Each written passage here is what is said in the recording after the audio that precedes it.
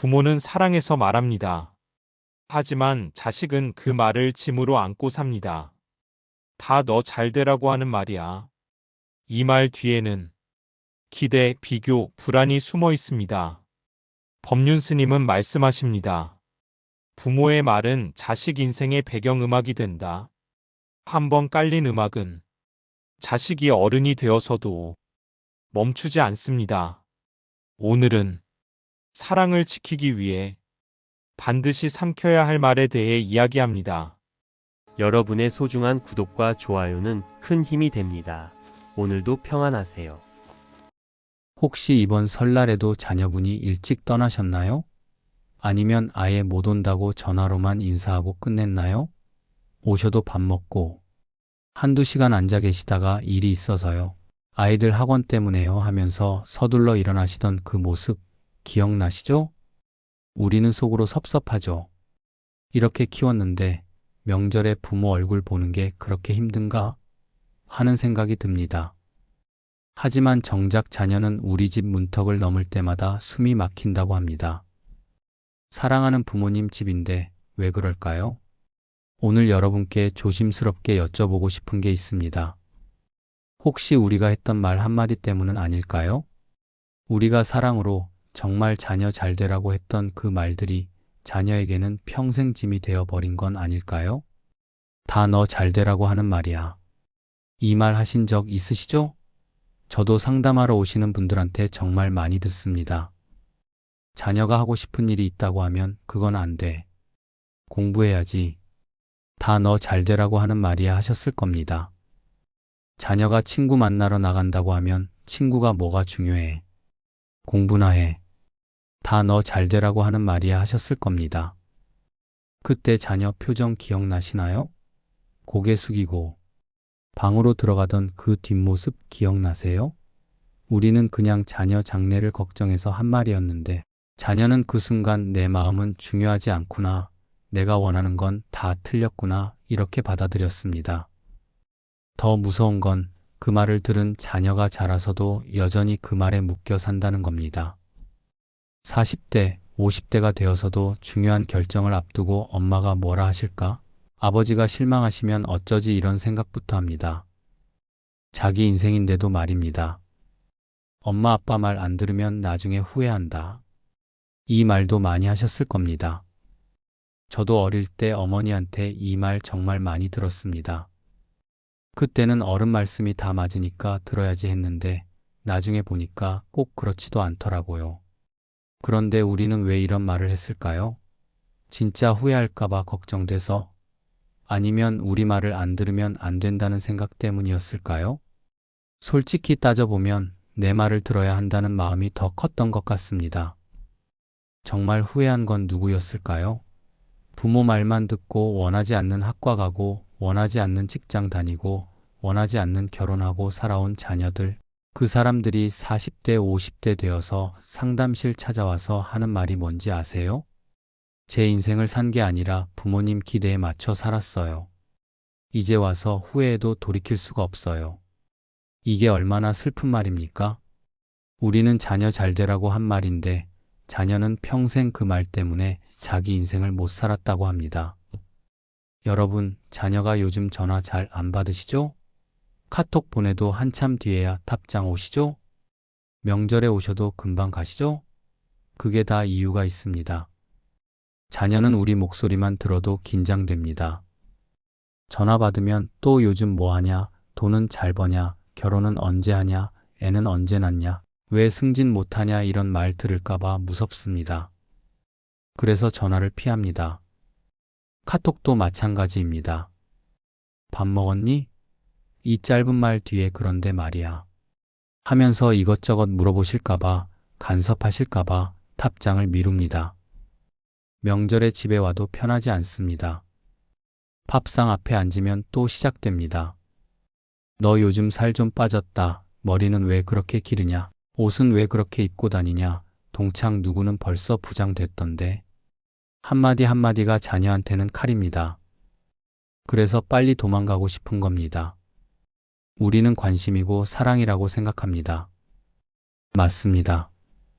우리는 정말 사랑으로 한 말입니다. 하지만 자녀는 그 사랑이 무겁습니다. 그 관심이 부담입니다. 생각해 보세요. 우리도 젊었을 때 시어머니나 시아버지가 이것저것 참견하시면 얼마나 답답했습니까? 며느리가 왜 그래? 아들이 왜 그래 하시면 속으로 제 인생인데 왜 자꾸 간섭하세요? 했잖아요. 그런데 우리는 왜 자녀한테 똑같이 하고 있을까요? 더 솔직하게 말씀드리겠습니다. 우리가 자녀한테 하는 말들 정말 자녀 위해서 하는 말일까요? 아니면 우리 불안 때문에, 우리 체면 때문에, 우리 기대 때문에 하는 말일까요? 다른 집 애는 안 그런데 너만 그래. 내가 너 키우느라 얼마나 고생했는데. 너 때문에 내가 이 모양이야. 그것도 못하니? 이런 말들 누구를 위한 말입니까? 자녀를 위한 말입니까? 아니면 우리 자존심을 위한 말입니까? 여러분, 저는 40년 넘게 사람들 고민을 들어왔습니다. 부모 자식 문제로 상담 오시는 분들이 정말 많습니다. 그런데 놀라운 건 거의 대부분이 부모님이 하신 말 때문에 힘들다는 겁니다. 70대 어머니가 오셔서 자식이 나를 안 찾아요 하십니다. 그래서 제가 혹시 평소에 자녀분한테 어떤 말씀을 하세요? 여쭤보면 당연히 잘 되라고 하는 말이죠. 그런데 듣질 않아요 하십니다. 그 다음 주에는 그 어머니 아들이 옵니다. 50대 중반 남자분인데 말씀하십니다. 어머니가 저한테 하시는 말이 너무 힘들어요. 만날 때마다 비교하고 간섭하고 내 인생은 내가 산다는데 자꾸 이래라 저래라 하세요. 사실 어머니 얼굴 보기가 두렵습니다. 똑같은 상황인데 부모는 사랑으로 한 말이고 자녀는 평생 짐이 된 말입니다. 이게 오늘날 부모 자식 사이에 벌어지는 가장 슬픈 엇갈림입니다. 우리가 사랑으로 했던 말이 자녀 인생을 망가뜨렸습니다. 믿기 힘드시죠? 하지만 이게 현실입니다. 지금부터 우리가 습관처럼 했던 그 말들이 자녀 인생에 어떤 흔적을 남겼는지 하나하나 함께 살펴보겠습니다. 그리고 마지막에는 이제라도 우리가 어떻게 해야 자녀와 다시 가까워질 수 있는지 그 방법도 말씀드리겠습니다. 아직 늦지 않았습니다. 우리 세대 부모들은 참 비슷한 말들을 합니다. 지역도 다르고 사는 환경도 다른데 자녀한테 하는 말은 거의 똑같습니다. 왜 그럴까요? 우리가 그렇게 배웠기 때문입니다. 우리 부모님도 우리한테 그렇게 하셨고 그 윗세대도 그랬습니다. 다른 집 애는 안 그런데 너만 그래. 이 말 정말 많이 하셨죠?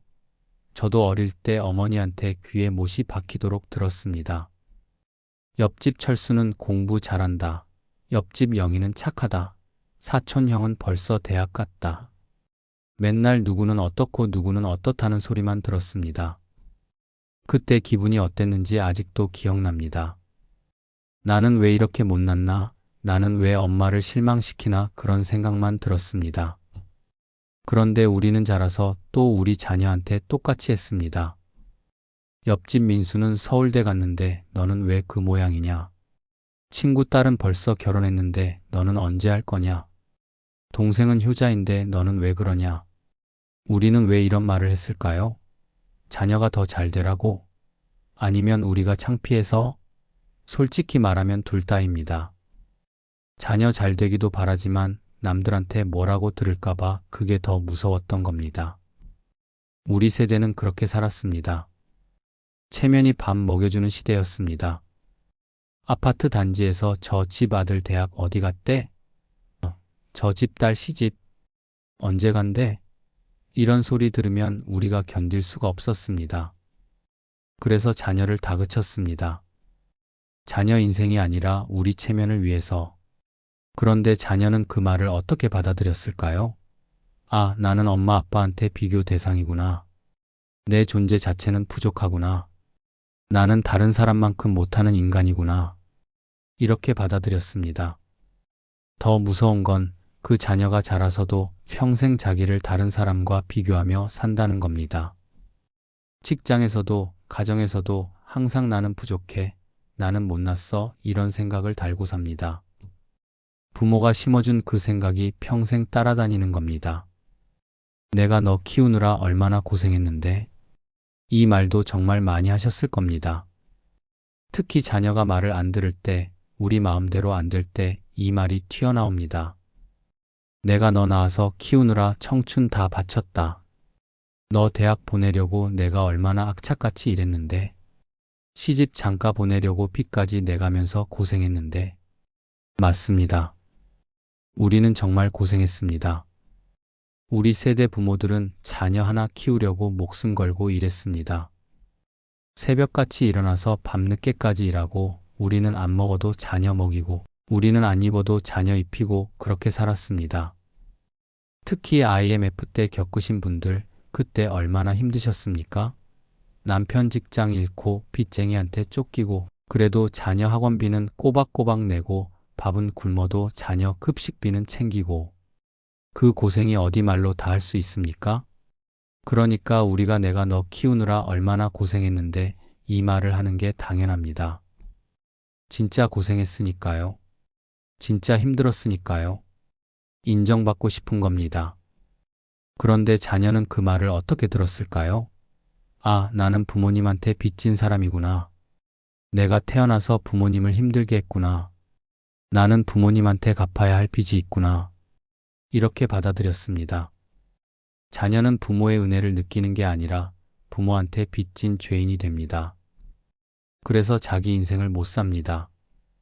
뭘 하든지 이러면 부모님이 실망하시겠지, 이건 부모님한테 미안한 일이야, 이런 생각부터 듭니다. 평생 빚진 사람처럼 사는 겁니다. 너 때문에 내가 이 모양이야. 이 말은 정말 위험한 말입니다. 자녀한테 칼을 꽂는 말입니다. 너 때문에 내가 이혼했다. 너 때문에 내가 직장 그만뒀다. 너 때문에 내가 아프다. 너 때문에 우리 집안이 망했다.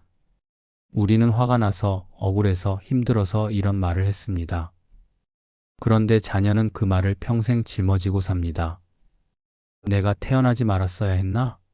내가 엄마 아빠를 불행하게 만들었나? 이런 생각을 평생 하며 삽니다. 특히 부부싸움할 때 이 말 많이 나옵니다. 당신이 애를 이렇게 키워놔서 내가 고생이다. 이 애 때문에 우리가 이 모양 이 꼴이다. 자녀는 옆에서 그 말 다 듣습니다. 그리고 자기가 부모 불행의 원인이라고 믿어버립니다.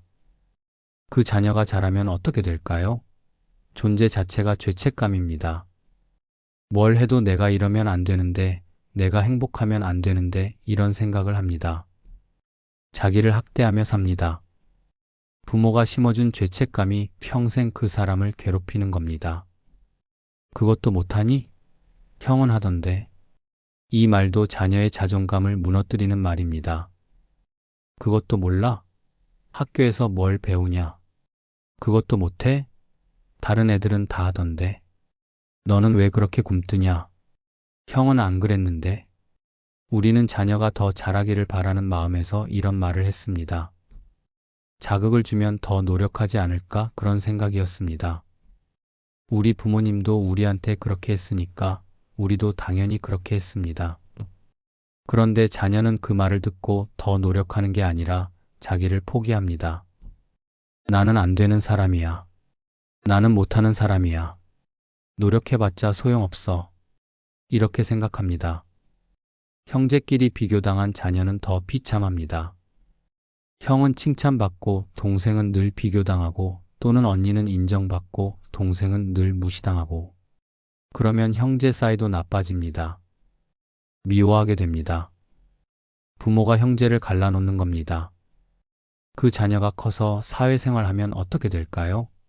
일 잘하는 동료 보면 주눅듭니다. 실수하면 역시 나는 안 돼 하면서 자기를 탓합니다. 새로운 일 시작하기 전에 나는 못할 거야 하면서 포기합니다. 부모가 심어준 무능감이 평생 발목을 잡는 겁니다. 여러분, 우리는 왜 이런 말들을 했을까요? 우리가 나쁜 부모여서? 아닙니다. 우리도 그렇게 배웠기 때문입니다. 우리 부모님 세대는 더 심했습니다. 때리고 욕하고 굶기고, 그래도 자녀가 부모 말을 들어야 했던 시대였습니다.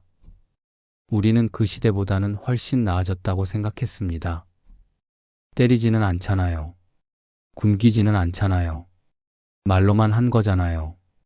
그런데 우리가 몰랐던 게 있습니다. 말도 때리는 것만큼 아프다는 것. 아니, 어쩌면 때리는 것보다 더 오래 남는다는 것. 몸에 난 상처는 아물지만 마음에 난 상처는 평생 간다는 것. 우리는 자녀를 사랑했습니다. 진짜 사랑했습니다. 자녀 잘 되기를 바랐습니다. 그런데 사랑하는 방법을 몰랐습니다. 우리 부모님한테 배운 방식대로 했을 뿐입니다. 비교하고, 은혜 강요하고, 죄책감 주고, 무능하다고 말하는 것. 그게 우리가 배운 사랑의 방식이었습니다. 그래서 우리를 탓할 수는 없습니다. 우리도 피해자입니다. 하지만 이제는 알아야 합니다. 우리가 사랑으로 한 말이 자녀한테는 어떤 흔적을 남겼는지, 그걸 이제부터 함께 보겠습니다. 제가 상담하면서 만난 두 분 이야기를 들려드리겠습니다. 여러분도 비슷한 경험 있으실 겁니다. 혹시 우리 자녀 이야기가 아닐까? 그런 생각하시면서 들어주십시오. 작년 봄에 55세 남자분이 상담 오셨습니다. 대기업 부장으로 정년까지 3년 남았고 남들이 보기엔 성공한 인생이었습니다. 그런데 그분이 제 앞에서 우셨습니다. 스님, 저는 제 인생을 산 게 아닙니다. 부모님 기대대로 살았습니다. 무슨 말인가 했더니 이런 얘기였습니다. 어릴 때부터 어머니가 맨날 하신 말씀이 넌 공부밖에 할 게 없어. 공부 못하면 너 같은 놈은 끝이야 였답니다. 그래서 초등학교 때부터 학원만 다녔습니다. 친구들이 축구하자고 해도 엄마가 뭐라 하시겠지 하면서 못 갔습니다. 그림 그리는 게 좋았는데 그림 그려서 밥 먹고 살래? 하는 소리에 포기했습니다. 고등학교 때 음악하고 싶다고 했더니 아버지가 그런 바보 같은 소리 하지 마라. 음악하는 놈들 다 굶어 죽는다고 하셨답니다. 그래서 포기하고 공대 갔습니다. 공대 가서도 재미없었지만 부모님이 좋아하시니까 참았습니다. 대학 졸업하고 대기업 들어갔습니다. 부모님이 얼마나 좋아하셨는지 모릅니다. 우리 아들 대기업 다녀 하면서 동네방네 자랑하셨습니다. 그런데 본인은 회사 생활이 지옥이었답니다. 하기 싫은데 매일 출근하고 하기 싫은 일을 30년 했습니다. 결혼도 마찬가지였습니다. 사랑하는 여자가 있었는데 어머니가 그 집안은 안 돼. 우리 집안하고 안 맞아 하셔서 헤어졌습니다. 대신 어머니가 소개해준 여자와 결혼했습니다. 사랑 없는 결혼이었지만 부모님 말씀이니까 했습니다. 지금 55세인데 아내하고는 대화도 없습니다. 자녀 둘은 다 컸는데 아버지를 안 따릅니다. 직장에서는 곧 정년입니다. 그런데 정년 후에 뭘 해야 할지 모르겠답니다. 평생 하고 싶은 게 뭔지 생각해 본 적이 없으니까요. 스님, 저는 55년을 살았는데 제 인생을 하루도 안 살았습니다. 부모님 기대, 부모님 말씀, 부모님 체면, 그것만 생각하며 살았습니다. 이제 와서 후회해도 돌이킬 수가 없습니다. 제 인생은 이미 끝났습니다. 그분은 울면서 이렇게 말했습니다. 그분 어머니는 지금 80대이신데 아들이 대기업 부장이라고 자랑스러워 하십니다. 그런데 정작 아들은 평생 부모 말만 듣고 살다가 자기 인생을 잃어버렸습니다. 여러분, 혹시 우리 자녀도 이렇게 살고 있는 건 아닐까요? 겉으로는 성공한 것처럼 보이지만 속으로는 내 인생이 아니야 하면서 살고 있는 건 아닐까요? 두 번째는 48세 여자분 이야기입니다. 이분은 이혼하고 혼자 사시는데 상담 오셔서 하신 말씀이 저는 평생 제가 무능하다고 믿고 살았습니다 했습니다. 어릴 때부터 어머니가 하신 말씀이 넌 언니만 못해. 언니는 공부도 잘하고 착한데 넌 왜 그래였답니다. 언니와 늘 비교당했습니다. 언니는 칭찬받고 본인은 늘 혼났습니다. 성적표 받아오면 언니는 1등 했는데 넌 왜 20등이냐? 집안일 하면 언니는 깔끔하게 하는데 넌 왜 그 모양이냐? 맨날 이런 소리만 들었습니다. 그러다 보니 스스로 생각했답니다. 나는 언니만 못한 사람이야. 나는 뭘 해도 안 돼. 이게 머릿속에 박혀버렸습니다. 학교에서도 새로운 거 시작하기 전에 나는 못할 거야 하면서 포기했습니다. 친구들이 같이 하자고 해도 나는 안 돼 하면서 빠졌습니다. 대학 가서도 마찬가지였습니다. 공부 잘하는 친구 보면 주눅 들었습니다. 발표시키면 떨어서 말도 제대로 못했습니다. 실수하면 역시 나는 안 돼 하면서 자기를 탓했습니다.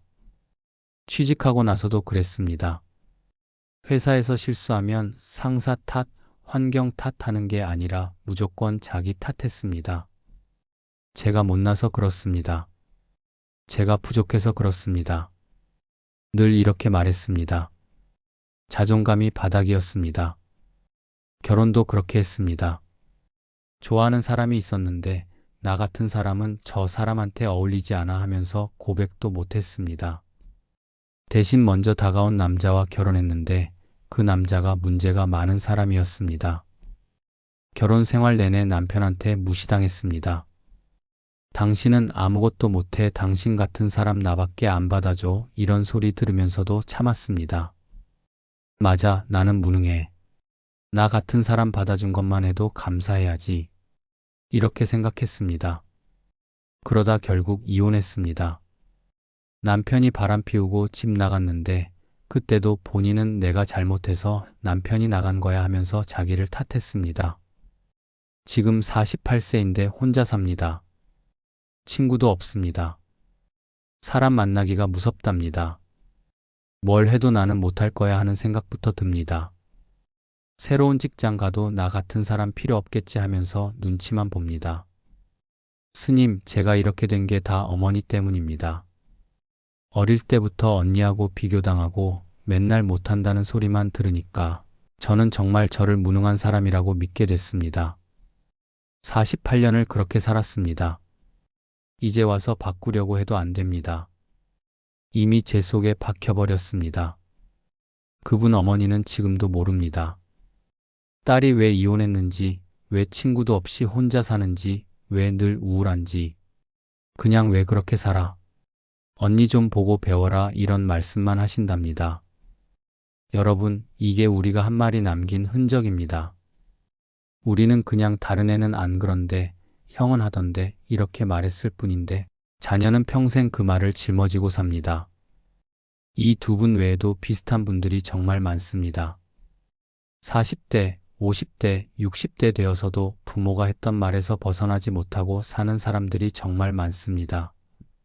부모 눈치 보느라 자기가 하고 싶은 일 못하는 사람, 부모 기대에 맞추느라 자기 꿈 포기한 사람, 부모한테 비교당해서 자존감 바닥인 사람, 부모한테 은혜 강요당해서 평생 빚진 사람처럼 사는 사람, 부모한테 죄책감 심어져서 자기를 학대하며 사는 사람, 이 사람들이 다 우리 자녀들입니다.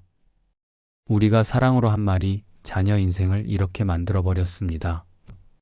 그리고 더 슬픈 건 이 자녀들이 또 자기 자녀한테 똑같이 한다는 겁니다. 비교하고 은혜 강요하고 죄책감 주고 무능하다고 말하는 것, 대물림 되는 겁니다. 우리 부모님이 우리한테 했던 것을 우리가 우리 자녀한테 하고 우리 자녀가 또 그 자녀한테 하고 이 악순환을 끊어야 합니다. 그런데 어떻게 끊을 수 있을까요?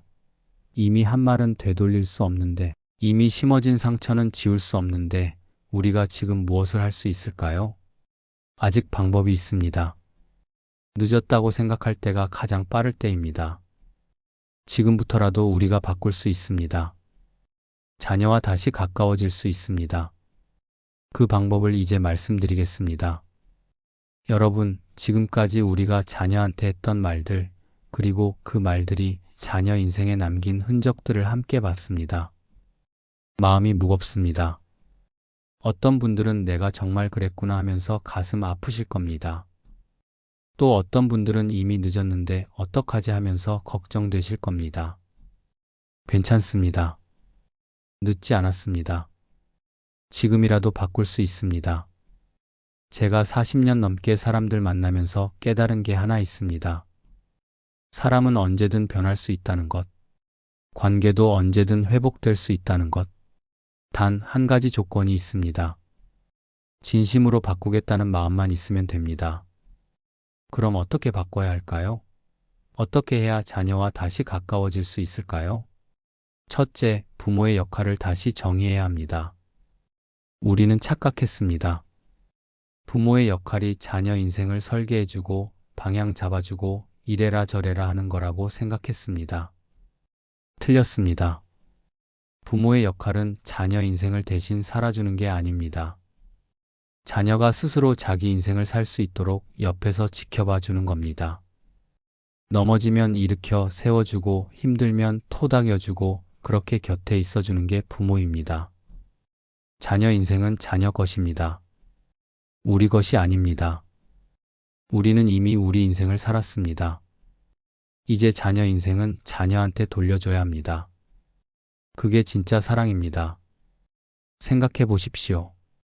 우리도 젊었을 때 부모가 이래라 저래라 하면 얼마나 답답했습니까? 제 인생인데 왜 자꾸 간섭하세요? 하고 싶었잖아요. 자녀도 똑같습니다. 자기 인생을 자기가 살고 싶은 겁니다. 둘째, 과거에 했던 말을 인정하고 사과해야 합니다. 이게 제일 중요합니다. 그리고 제일 어렵습니다. 우리 세대는 사과하는 거 배우지 못했습니다. 특히 자녀한테 사과한다는 건 상상도 못했습니다. 부모가 왜 자녀한테 사과해? 그런 생각이었습니다. 하지만 잘못한 건 인정해야 합니다. 우리가 사랑으로 한 말이라 해도 그 말이 자녀한테 상처가 됐다면 그건 잘못한 겁니다.